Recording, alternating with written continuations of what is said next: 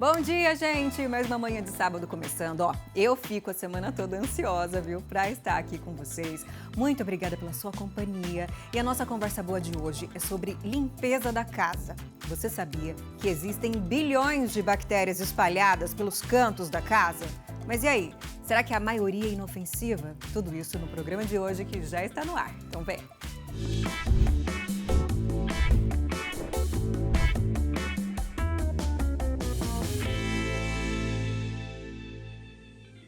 As bactérias estão por todo lado, né, gente? No nosso corpo, no meio ambiente, na nossa casa. Elas, inclusive, auxiliam para o equilíbrio da nossa saúde. Agora, em relação às bactérias que estão em casa, a gente sempre fica mais preocupado, né?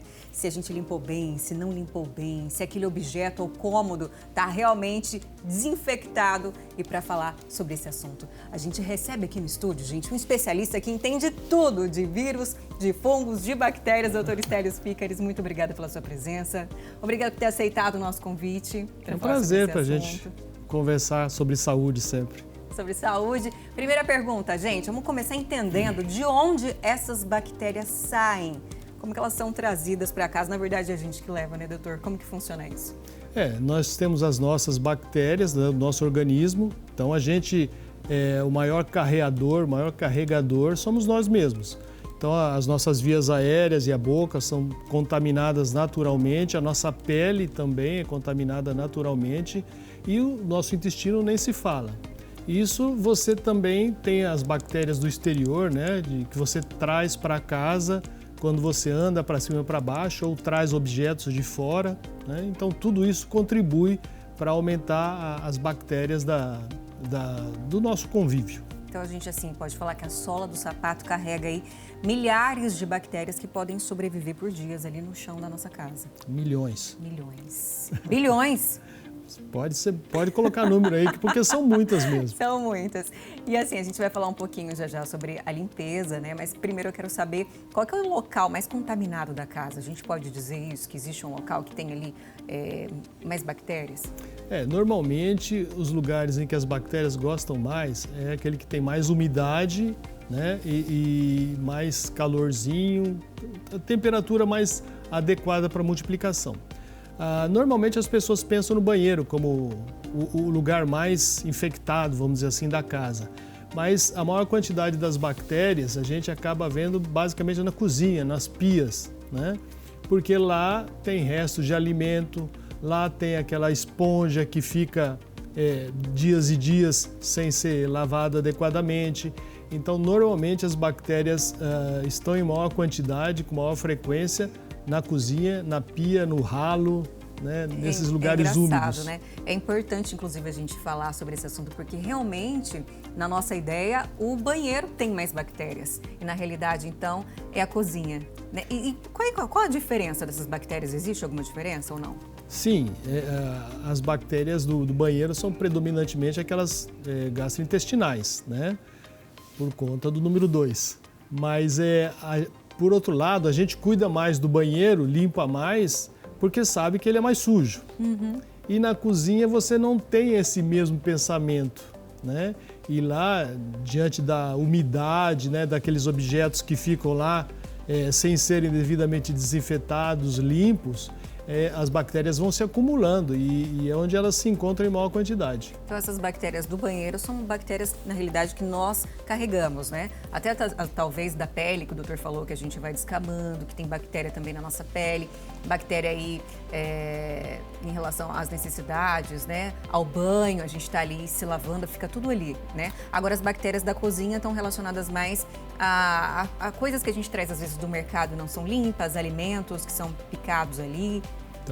Também. Na realidade, as coisas que são trazidas para a cozinha, a gente nunca associa muito com sujeira, né? Ou assim, você lava, né, na água corrente e tal, porque tem uma sujidade, mas você nunca pensa nas bactérias relacionadas a isso.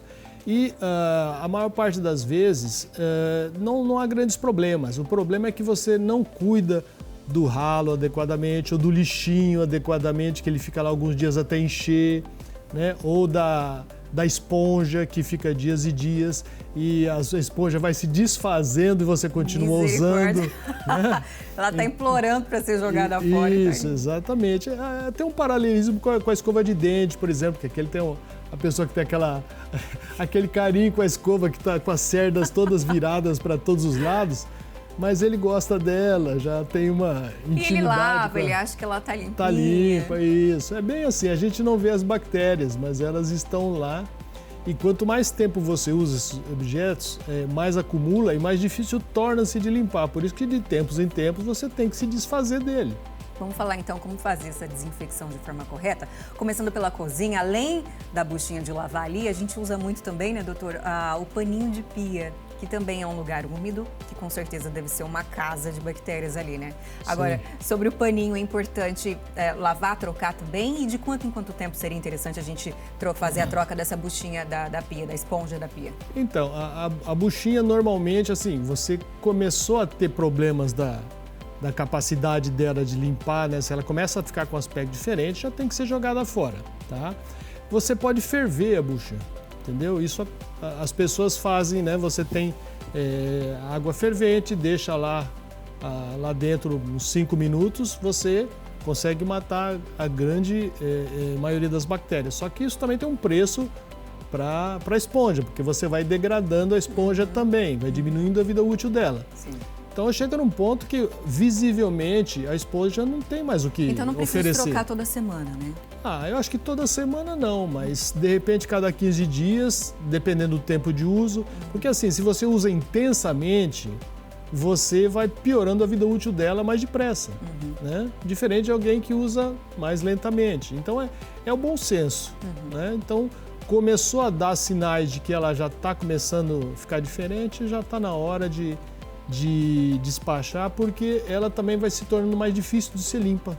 Sim. Porque as coisas acumulam mais no seu interior, então a desinfecção dela já fica mais diferente também, já é menos eficiente. Doutor, tem alguns paninhos que são descartáveis, né? Mas outros dá para colocar na máquina de lavar e também já resolve o problema.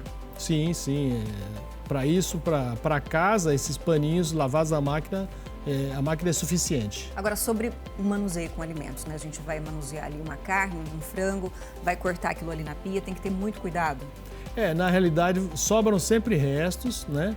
Aquelas tábuas em que você corta, elas têm ranhuras. Depois de muito usar, a tábua, seja de acrílico ou seja de madeira, ela vai ter ranhuras e ali se deposita restos também.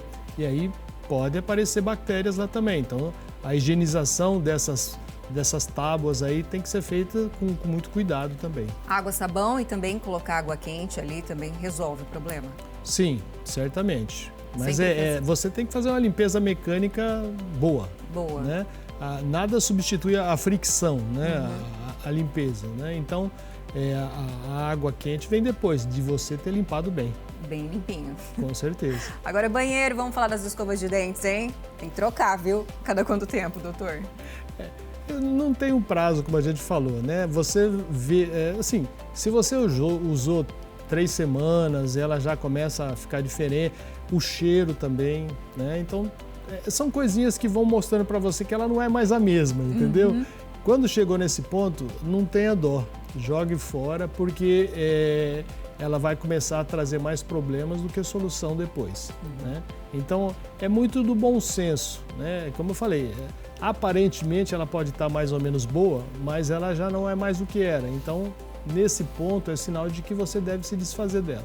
E como acondicionar bem essas escovas de dentes, né? Às vezes a gente coloca ali, algumas pessoas costumam colocar num copo, numa vasilhinha, colocam guardadinhas ali dentro do armário, do banheiro.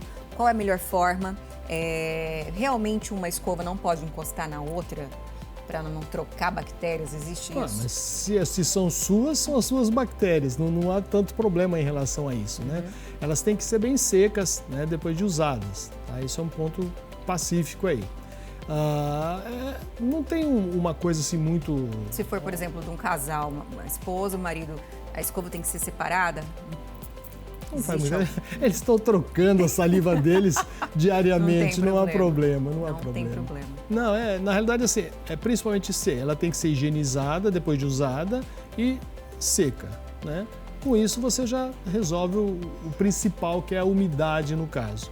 Mas a vida útil dela é que vai determinar o quanto tempo ela vai servir, vamos dizer assim. E quando ela fica exposta ali, fica em cima da pia, muitas vezes, gostaria que o doutor falasse pra gente sobre a importância em dar descarga com a tampa do vaso sanitário fechada. Às vezes as pessoas não têm essa noção de que quando o turbilhão que se faz quando se dá descarga, existe uma aeração, uma dispersão de partículas e eventualmente você pode ter bactérias, né? Isso acaba se espalhando para todo o banheiro. Se a escova estiver ali em cima da pia, pode ser que caia ela entra na dança alguma também. Coisa. Isso. Então, o ideal realmente é toda descarga você dar com a tampa fechada, né? Para evitar essa dispersão de bactérias aí pelo aerosol que se faz nas descargas. Agora, só para a gente finalizar esse primeiro bloco, a esponja que a gente utiliza para o banho também tem que ser trocada, né, doutor? Também é o mesmo problema. Ela tem que estar, assim, primeiro, se for aquela esponja, que tem a bucha, né? Que ela vegetal? Isso, vegetal, que ela é mais rígida, então você espera ela ficar mais macia e tal. Mas quando ela começa a rasgar, tem que ser trocada também. E ela tem que ficar seca, sempre que possível tem que ficar seca, né? Ela não pode ficar ali no box, úmida às vezes junto com o sabonete, passar meses úmida ali, né? Isso é difícil que as pessoas se atinem para isso, mas ela precisaria ser seca de vez em quando, pelo menos. Tá? Mas normalmente não há grandes problemas nesse sentido, né? Mesmo que a gente faça algumas coisas não tão regulares, dificilmente a gente tem consequências. Mas a gente tem que lembrar que ambiente úmido e quente, chuveiro, banho quente, né, com a água quente, você vai ter um ambiente mais propício para as bactérias também. Então, mas ao mesmo tempo você está se limpando. Mas depois essa bucha, se ela tiver que ser seca, colocada num ambiente mais seco para ela aerar melhor tudo, é adequado. Já o doutor Stélio Spicker vai falar pra gente como deixar a casa limpinha sem bactérias, hein? Não sai daí não.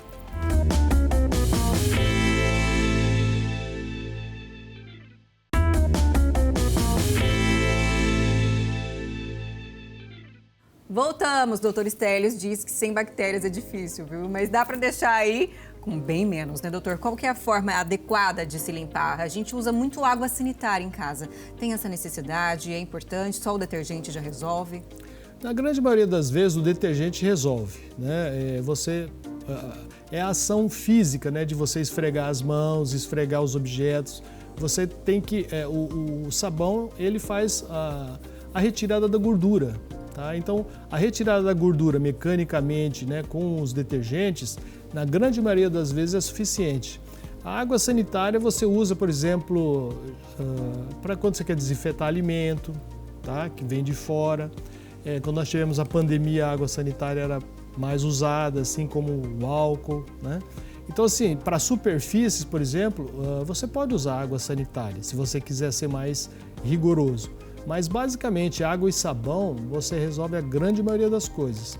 É importante secar o ambiente, tá certo? O ambiente não ficar úmido. E é importante também não só passar a vassoura de pelo, essas coisas, tudo porque o pó permanece, né? E o pó tem bactérias, tem ácaros que, além de ter problema das infecções, tem o problema das alergias. Então, você limpar o que você puder com uma limpeza mais úmida, né, do ambiente, você ajuda a diminuir esse risco. Entendi, doutor. E muitas vezes a gente utiliza água sanitária, então, de forma desnecessária, né? A limpeza ali com detergente dá conta, o sabão em pó. Sim. Agora, eu gostaria de saber qual que é o componente da água sanitária que faz com que, muitas vezes, essa limpeza seja mais efetiva, mais eficaz. Por que ela mata mais do que outros produtos? É porque ela tem o hipoclorito, né? O cloro, ele é tóxico para as bactérias, né? Então, ele é usado, principalmente no hospital, por exemplo, nas superfícies, ele é usado rotineiramente. Lembrando que tem que ser usado de maneira correta, né? Tem que misturar com a água. Sim, você para uma proporção certa para não trazer irritação também, e lembrar que objetos metálicos são corroídos pelo cloro. Então não pode ir onde vai metal. Entendi. E pessoas que assim, gostam muito de limpeza ficam ali inseguras se está limpa ou não, acaba misturando água sanitária com outros ingredientes ali de limpeza, né? Com outros produtos. Isso é arriscado e não é aconselhável. Não, o ambiente de casa, né, o ambiente doméstico, água e sabão, com a lavada bem feita, né, retirando toda a sujidade visível e tal, você está resolvendo 99% dos problemas, entendeu? Então, assim, não precisa ter neura de querer limpar mais do que, porque não vai conseguir. É aquilo que ficou com aquele ambiente bonitinho, limpinho, cheirosinho, tá de bom tamanho. Já é suficiente. Tá? Na grande maioria dos casos, não precisa mais do que isso. Quando a gente compra um produto e tá lá no produto, mata 99% das bactérias. Esse 1%, que bactéria é essa? Por que ela não morre, gente? Na realidade, porque fica difícil, porque você teria um produto que esteriliza. E nenhum produto comercial porque para esterilizar, o custo aumentaria muito, porque você teria que colocar produtos ali para esterilizantes que não são necessários, encareceria o produto e não há necessidade no dia a dia, entendeu? Então, assim, esse 1% dá para ficar muito tranquilo de que ele não vai causar problema. Inclusive, entrando nesse assunto, né, a gente sabe aí que foi de conhecimento nacional, saiu em redes sociais, saiu no telejornal que determinada marca aí de detergente continha bactéria dentro do detergente. Então, eu vi muitos entrevistadores, enfim, várias entrevistas sobre esse assunto, falando que o 1% seria essa bactéria que não tinha morrido. Isso tem alguma coisa a ver, doutor? Não. E como que essa bactéria sobreviveu ali nesse detergente? Na realidade, houve um contágio no processo de fabricação, tanto que foi um lote ali, né? Houve alguma contaminação no processo de fabricação que propiciou a persistência dessa bactéria no detergente, mas isso não invalida em nada o uso dos detergentes, foi aquela coisa específica daquele momento. Então dá para ficar bem tranquilo. E aquela determinada bactéria que era resistente ao sabão, aquele ingrediente. Ah, sim, isso existe. Muitas bactérias são resistentes aos detergentes. Elas não morrem por qualquer coisa, entendeu?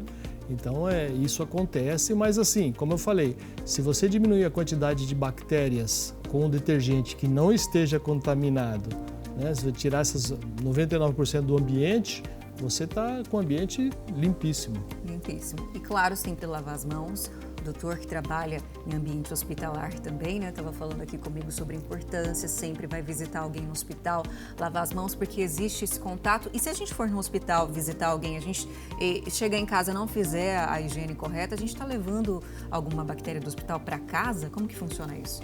É muito comum, né? O fato de você visitar alguém que está internado já há alguns dias e você toca no paciente, né, na pessoa que está internada, na cama, nos objetos do lado, aquilo já está contaminado pelas bactérias hospitalares. Só que você não vê, se distrai, não acha que aquilo é relevante, volta para casa.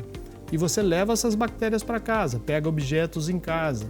Então, para você, muitas vezes pode não acontecer nada, mas se você tiver uma pessoa doente em casa, uma pessoa que está fazendo tratamento de câncer, uma pessoa que esteja imunodeprimida, aquelas bactérias para aquela pessoa podem eventualmente provocar doença. Então, o ambiente hospitalar, a hora que a pessoa sai, chega em casa, lava as mãos, tudo, não fica colocando bolsa na cama da pessoa, né, nem no objeto, na mesa do lado dele. Então, assim, tem que tomar cuidado, né? O uso de celular durante a visita, que você toca a mão no ambiente, toca a mão no celular, você contamina o seu celular, né? Então, o celular é dos objetos mais contaminados que tem. Carrinho de supermercado, né? Onde você também, pega, né? tem maçanetas de portas. Tudo que muitas pessoas partilham vai ter mais bactérias, né? Então, assim, a grande maioria das vezes não acontece nada, mas algumas pessoas são mais suscetíveis, estão numa situação de menor imunidade e podem ter doenças por conta disso também. O doutor falou aqui, um dos objetos mais contaminados, porque a gente pega em alguma coisa, pega no celular, pega em outra coisa, pega no celular. É importante fazer uma higiene no celular, né? Passar um álcool gel, limpar essa capinha, ter esse cuidado. É importante, de vez em quando, dar um trato nele aí para diminuir a chance de problemas. E se você lavar a mão sempre, você vai minimizar o problema do celular também. Então, a gente que lida com o hospital diariamente lava as mãos com maior constância. As pessoas também devem se acostumar a esse tipo de coisa, porque tudo é a gente que leva. As bactérias são levadas, né, para cima e para baixo pelas mãos das pessoas. Então a gente precisa, lavando as mãos, você consegue bloquear bastante disso. E trocar a fronha, né, doutor, também importante do travesseiro, que aí a gente está falando de um outro tipo ali de contaminação, né? Na realidade, assim, como a gente descama a pele todo dia, a gente está trocando a nossa pele diariamente, né, você deixa as células mortas na fronha, no lençol. Então isso, por exemplo, para quem é alérgico, para quem tem alergia respiratória, os ácaros, né, que provocam alergia respiratória, eles se alimentam das nossas células mortas.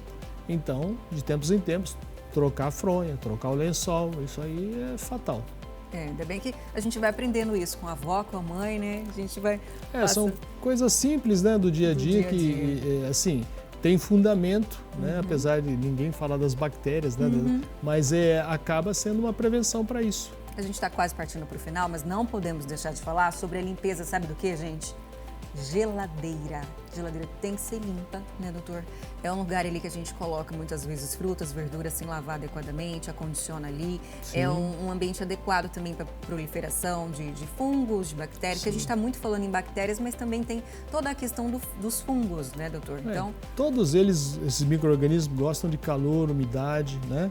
E na realidade a geladeira, por conta dos alimentos, né, não é quente, mas você tem uma série de ranhuras e dobras e borrachas e coisas que facilita as bactérias, os fungos se esconderem.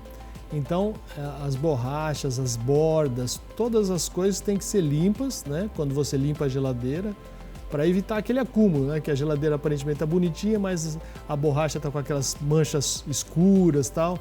Aquilo tem fungo, tem bactéria. Mais cedo ou mais tarde vai dar trabalho. E quando a gente está com alguma fruta ali que a gente não prestou atenção, estava com fungo, aquilo se proliferou, tem que limpar a geladeira toda? Toda a geladeira está contaminada? Não necessariamente. É tudo questão de bom senso. A coisa se você tem uma fruta contaminada, não tem por que descontaminar a geladeira inteira, entendeu? Agora, se você tem várias coisas contaminadas ali com fungo e tal, aquela área da geladeira tem que ser limpa, tá certo? Porque é de se supor porque o fungo não está só onde você vê, ele tem uma outra área de abrangência que você ainda não viu, que ele está se multiplicando, mas ele ainda não se multiplicou a ponto de se tornar visível. Então, ao redor da área supostamente contaminada do fungo, tem que ser limpo também, porque ali tem fungo. E é interessante falar isso sobre o consumo até da própria fruta, né? Eu posso consumir ela inteira se tiver ela tá ali bonitinha de um lado, do outro lado tem fungo. Não significa dizer que o lado que está ali aparentemente bom está realmente livre de fungo, né? Ou é melhor descartar a fruta toda? Então, é tudo uma questão assim, de bom senso. Se você tem uma área pequena, você faz um corte numa área de segurança maior e come a fruta, não vai acontecer nada, tá certo? Quanto maior a área deteriorada, menor a chance de você aproveitar da fruta, né? Então aí não compensa ficar cortando pedacinhos pequenos. E é interessante a gente falar com um especialista para o quê? Acabar um pouco com a neurose que nós temos em casa, né? Com limpeza, com contaminação, porque hoje com internet, com redes sociais, com aplicativos que a gente pesquisa muito, a gente começa a ler muito sobre tantas coisas relativas à contaminação, né? Com bactéria, com fungo, com vírus, e a gente começa a ficar preocupado demais. Então, tá aqui o doutor Stélio Vícares falando, bom senso sempre importante, e assim, nós temos muitas bactérias boas que combatem as bactérias ruins, né? Então a gente já está protegido por natureza, né, doutor? Isso é importante lembrar. Com certeza. As bactérias que nós temos nas vias aéreas, né, superiores, na nossa pele, no intestino, quer dizer, todas vivem num equilíbrio de modo que você fique saudável. Elas nos protegem de outras mais agressivas. É por isso que a gente também não deve tomar antibiótico de maneira inadequada. Quando você precisa, tem que ser usado, mas quando você não precisa e toma porque acha, porque pensa, você está desarranjando o seu intestino, desarranjando as tuas vias aéreas superiores, a tua pele, tudo isso desequilibra e você fica mais suscetível a infecções, porque aquelas bactérias que protegiam, elas te protegiam porque elas estavam em equilíbrio e formavam uma barreira de proteção. Aquela barreira com antibiótico, ela começa a ser quebrada. E aí você fica mais suscetível a ter problemas. Não quer dizer que vá necessariamente ter, mas é uma questão de probabilidade. Você está dando chance para que alguma coisa mais importante aconteça. Quando a gente fala que o antibiótico deixa a bactéria resistente, mais potente, isso ocorre pelo uso indiscriminado do antibiótico ou muitas vezes também porque, por exemplo, estava lá que era para tomar 7 dias e eu tomei só 5. Isso também é muito complicado. Na realidade, assim, o uso de antibiótico frequente induz a que a bactéria ela quer sobreviver. Então, ela desenvolve mecanismos de resistência para que elas não morram, né? Então, você mata lá 95%. Os 5% que sobrarem vão ter um grau de resistência maior porque resistiram àquele antibiótico anterior. Aí você vai usar outro antibiótico e outro. Então, assim, ela vai sucessivamente ganhando a batalha contra você. Então, tem que usar o antibiótico na quantidade certa, no tempo certo e quando necessário, né? Então, essa história de, por exemplo, vírus, gripe, isso não é causado por bactéria. Não tem que tomar antibiótico, entendeu? Então, as pessoas, qualquer coisa, tomam antibiótico. Isso traz o seu malefício. Até uma garganta, se estiver só inflamada, não precisa também. Não, porque a grande maioria das vezes é causada por vírus. E vírus não se trata com antibiótico. Então, você toma um remédio para dor, eventualmente febre e tal, faz os gargarejos, um pouquinho de paciência que a coisa vai passar. Como diriam as avós e mães, né? Vai passar. Muito obrigada, doutora. A gente já está finalizando. Gostaria muito de agradecer por ter compartilhado tanto conhecimento com a gente. Muito obrigada mesmo. A gente que é um prazer nosso estar aqui, conversar e dar um pouquinho de dicas aí a respeito de saúde para vocês. Obrigada. E se você quiser assistir de novo, corre no YouTube que já está lá, viu? Um grande beijo e a gente se vê na semana que vem. Tchau, tchau. Agradecer aos parceiros primeiro. Eu quero mandar um grande beijo para minha mãe, que fez aniversário essa semana. Mãe, te amo. Obrigada por tudo e feliz aniversário. Agradecer a Eliane Nogueira, que cuida sempre bem de mim, aí dos meus cabelos, maquiagem. Agradecer aos profissionais da beleza que cuidam das minhas unhas. E ó, vamos mostrar a parceria La Femme. Mostra aqui, gente, essa sandália escolhida de hoje, maravilhosa para combinar com esse look. Salto super confortável, é um salto médio, dá para trabalhar, dá para sair, chiquíssima, linda, nesse tom prata velho. Eu amei. La Femme com lojas em Araçatuba, Birigui, Rio Preto e Votuporanga. Corre lá para garantir a sua, hein? E mostrar a parceria de sucesso da Mayumi, né, gente? Olha as peças que a Elaine escolheu para mim. Esse colar lindíssimo, eu coloquei um pouquinho mais para cima para ficar assim, tipo uma choker. Lindo, né? No verde, conjunto com o anel, a pulseira e o brinco maravilhoso. Eu achei chiquíssimo, tô apaixonada. Muito obrigada, viu, Mayumi, pela nossa parceria que eu amo. Um grande beijo, Mayumi, aqui em Araçatuba. E o look escolhido pela Girra. Muito obrigada, gente, pela sua companhia. Um grande beijo e eu vejo vocês no sábado que vem, tá? Espero que vocês tenham gostado. Tchau!